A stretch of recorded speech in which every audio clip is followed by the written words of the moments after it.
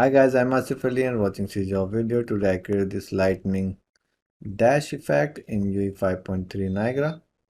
So let's start this tutorial and you can find this file on my Patreon as usual. So let's start this. So let's create a new label and I'll save this label. Let me create a new folder for it. So I'll call it dash lightning. Okay, so I'll just save this here, map, and let me search dash lightning. Correct the spelling. Okay, so we have this map and let me make the lighting little darker and make this ground bigger.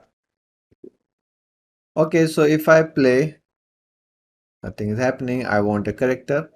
So for that, what you need to do, go to the world setting. If you don't have, you just go to Windows and then world setting and then pick here the third person template.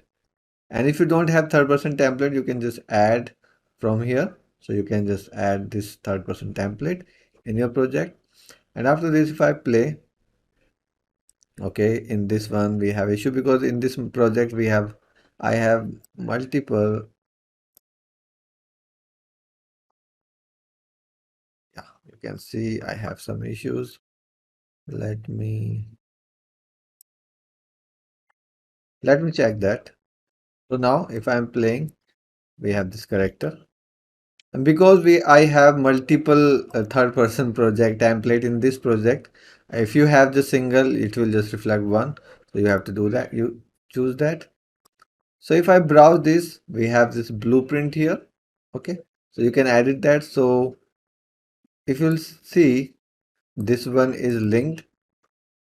Okay. Not this one. You will have just one because you have just one thing.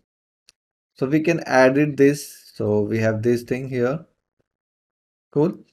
First thing what I want when, let it be.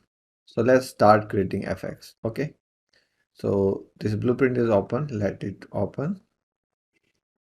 And I'll go back to my dash folder and I'll make a new Niagara